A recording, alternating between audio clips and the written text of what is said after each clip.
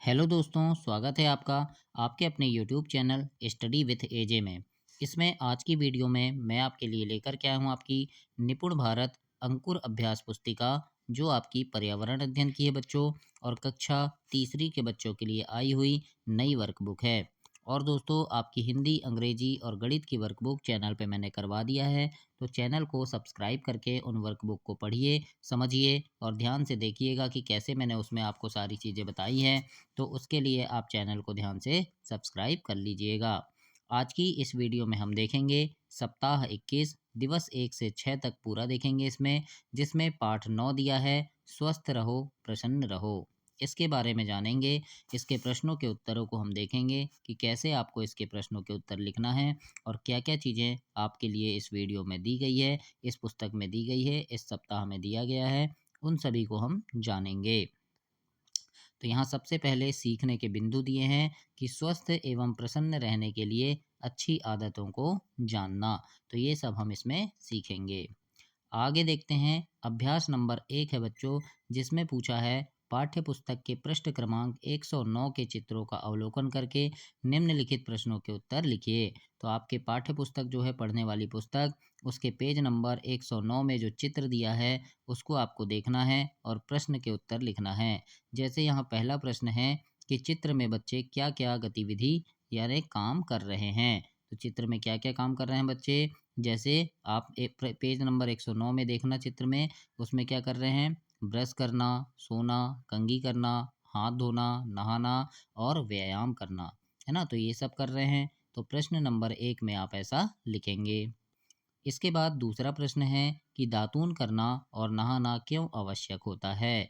तो इसके उत्तर में हमें लिखना है कि दांतों को साफ रखने के लिए दातून करना और शरीर को साफ रखने के लिए नहाना जरूरी है।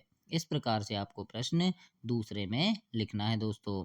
तो ऐसे आप अभ्यास नंबर 1 को कंप्लीट करेंगे।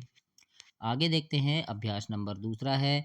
इसमें लिखा है, पहला नंबर का प्रश्न है कि स्वच्छ रखने और रोगों से दूर रहने के लिए हाथों को कब धोना चाहिए। तो हमें खाना खाने के पहले धोना चाहिए। तो इस प्रकार से आप प्रश्न 1 में लिखेंगे। दूसरा है, आपको प्रतिदिन कितने घंटे नींद लेनी चाहिए। तो इसमें लिखेंगे लगभग 8 घंटे। कितने घंटे, लगभग 8 घंटे हमें नींद लेनी चाहिए। अगला है, आपको प्रतिदिन कितने गिलास पानी पीना चाहिए। तो हमें 6 से 8 गिलास पानी पीना चाहिए। तो इस प्रकार से आप अभ्यास नंबर 2 में लिखेंगे दोस्तों, और अपनी वर्कबुक को ऐसे कंप्लीट करेंगे। अब हम आगे देखते हैं अभ्यास नंबर 3। और दोस्तों, चैनल को ध्यान से सब्सक्राइब कर देना। आपकी तिमाही, छमाही और वार्षिक परीक्षा के पहले मैं हर साल पेपर के वीडियो, आईएमपी प्रश्नों के वीडियो, आपकी परीक्षा में आने वाले महत्वपूर्ण प्रश्नों के वीडियो, इन सभी चीज़ों की वीडियोस बना करके लेके आता हूं कि कौन कौन से प्रश्न आपके परीक्षा के लिए काफ़ी महत्वपूर्ण हैं। तो उन प्रश्नों को समय से देखने के लिए, वे प्रश्न आपको परीक्षा के पहले मिल सकें, उसके लिए चैनल को ध्यान से सब्सक्राइब कर लेना, ताकि समय पर आपको सारी चीज़ें मिल सके और उन्हें पढ़ करके आप काफ़ी अच्छे नंबर से पास हो सकें बच्चों। तो आइए देखते हैं यहाँ पर अभ्यास नंबर 3। इसमें लिखा है, स्वयं की जांच करिए और हाँ या नहीं में उत्तर दीजिए। जैसे यहाँ प्रश्न है, क्या आज मैंने दांत साफ किए। तो हम यहाँ लिखेंगे हाँ, है ना। इसी प्रकार से और भी प्रश्न है, क्या मैंने स्नान किया, क्या मैंने बालों में कंघी की है, क्या मैंने साबुन से हाथ अच्छी तरह धोए हैं, क्या मेरे नाखून साफ और कटे हुए हैं, क्या मैं दिन में 2 बार दांत साफ करता हूँ, है ना, एक बार सुबह और एक बार रात में सोने से पहले, है ना, क्या मैंने भोजन करने के बाद कुल्ला किया। तो इस प्रकार से ये प्रश्न है। तो इनमें आपको हाँ या नहीं में उत्तर देना है। तो ऐसे आप इसे अभ्यास नंबर 3 को कंप्लीट करेंगे दोस्तों। आगे देखते हैं हम दिवस 2। दिवस 2 में क्या लिखा है। तो दिवस 2 में अभ्यास नंबर 1 है, और इसमें आपसे पूछा है, आप अपने दांतों को साफ रखने के लिए क्या करते हो। तो इसके उत्तर में हम लिखेंगे कि हम अच्छी तरह से ब्रश करते हैं। इस प्रकार से आप प्रश्न 1 में लिखेंगे। अब देखते हैं अभ्यास क्रमांक 2। अभ्यास क्रमांक 2 में आपसे यहाँ पूछा है कि अपने दादा दादी या बड़ों से पूछिए कि जब वे छोटे थे तो अपने दांतों, बालों और कपड़ों को साफ करने के लिए कौन कौन सी वस्तुओं का उपयोग करते थे। तो इसमें हम लिखेंगे कि दांतों को दातून से, बालों को मिट्टी से और कपड़े निरमा से साफ करते थे। इस प्रकार से आप प्रश्न नंबर 1 अभ्यास नंबर 2 में लिखेंगे। इसके बाद हम देखते हैं अभ्यास नंबर 3। अभ्यास नंबर 3 में लिखा है, नीचे दी गई वर्ग पहेली में दांतों को साफ करने के लिए उपयोग में आने वाली वस्तुएं दी गई हैं, उन्हें खोजकर खाली जगह में लिखिए। है ना? तो जैसे कौन कौन सी चीज़ें हैं? नीम है ना, जो दांतों को साफ करती है। फिर टूथब्रश है ना? उसके बाद बबूल भी है ना? तो ये कहाँ लिखा है? तो ये देखो बबूल है ना? फिर और क्या है? तो करंज है ना? ये देखो करंज भी है, ठीक है? बबूल इस प्रकार से ऐसे तिरछे में लिखा है, तो ये ध्यान से देख लीजिएगा आप। तो इस प्रकार से आपको यहाँ पर ये 4 चीज़ें ढूँढ कर ऐसे लिखना है और यहाँ वर्ग पहेली में गोला भी करना है बच्चों। तो ऐसे आप इसे कंप्लीट करेंगे अभ्यास नंबर 3 को। अब हम आगे देखते हैं दिवस 3।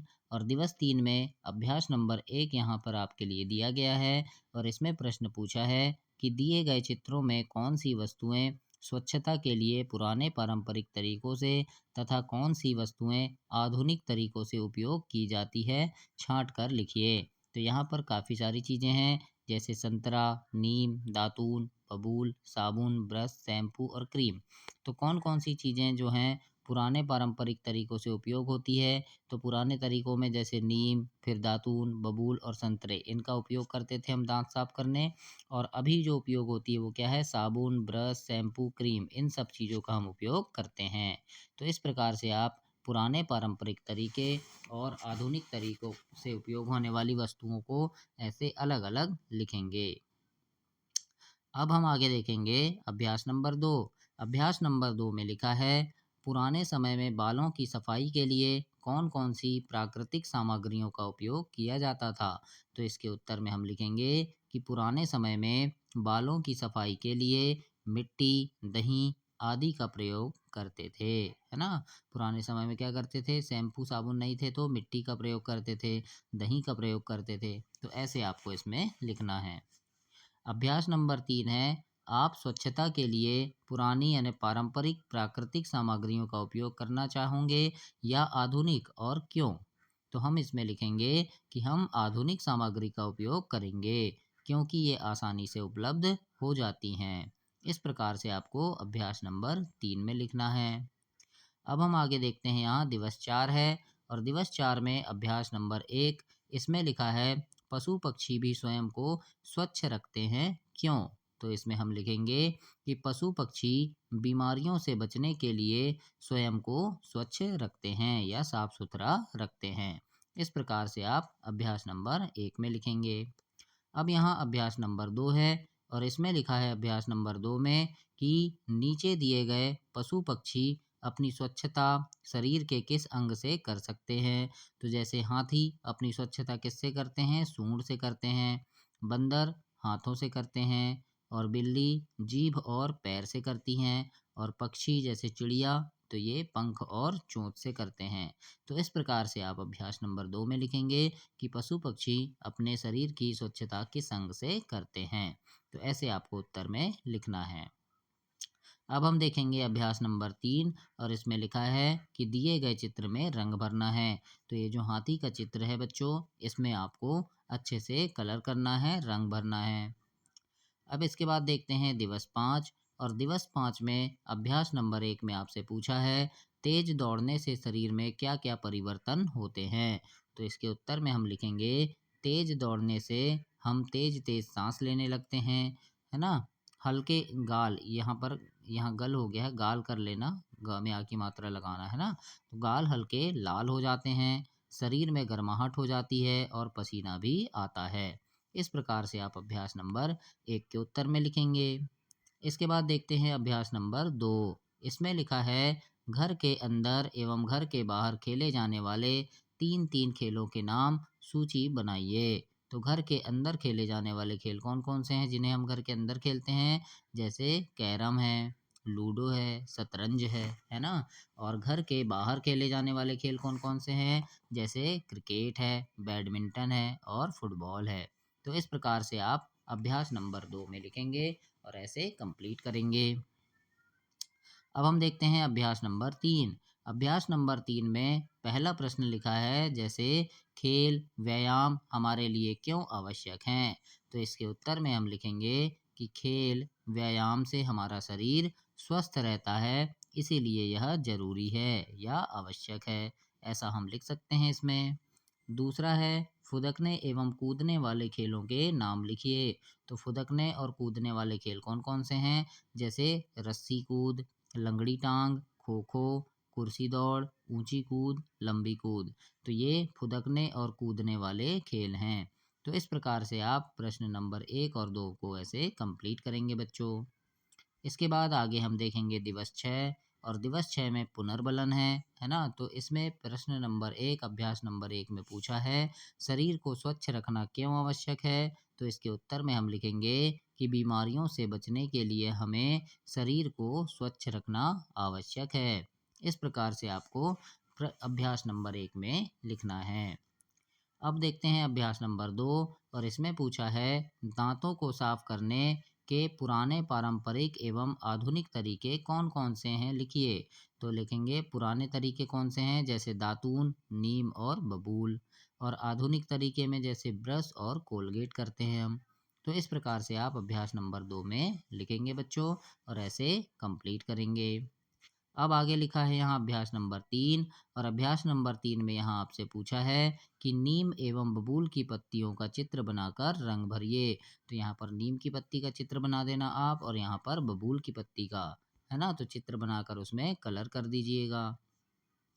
अब देखते हैं अभ्यास नंबर 4 में, तो इसमें पूछा है पशु पक्षी अपनी स्वच्छता कैसे रखते हैं? तो इसमें हम लिखेंगे कि पशु पक्षी एक दूसरे की सफाई करते हैं एवं खुद भी अपनी चोंच से स्वयं की सफाई करते हैं। इस प्रकार से आप अभ्यास नंबर 4 में लिखेंगे और कंप्लीट करेंगे। अब देखते हैं अभ्यास नंबर 5 और अभ्यास क्रमांक 5 में लिखा है कि अपने आसपास खेले जाने वाले कोई 4 स्थानीय खेलों के नाम लिखिए। तो स्थानीय खेल कौन-कौन से हैं? जैसे गिल्ली डंडा, पकड़म पकड़ाई, खो-खो, कबड्डी। तो ये क्या हैं? स्थानीय खेल हैं मतलब जो आपके गांव, शहर, मोहल्ले में खेले जाते हैं। तो इस प्रकार से आप इनके नाम लिखेंगे और ऐसे अभ्यास नंबर 5 को कंप्लीट करेंगे दोस्तों। तो ये आपका सप्ताह 21 समाप्त हुआ। अगली वीडियो में हम सप्ताह 22 देखेंगे। तब तक के लिए आप चैनल को सब्सक्राइब करें, वीडियो को लाइक करें और अपने दोस्तों तक भी इसे शेयर करें। धन्यवाद बच्चों।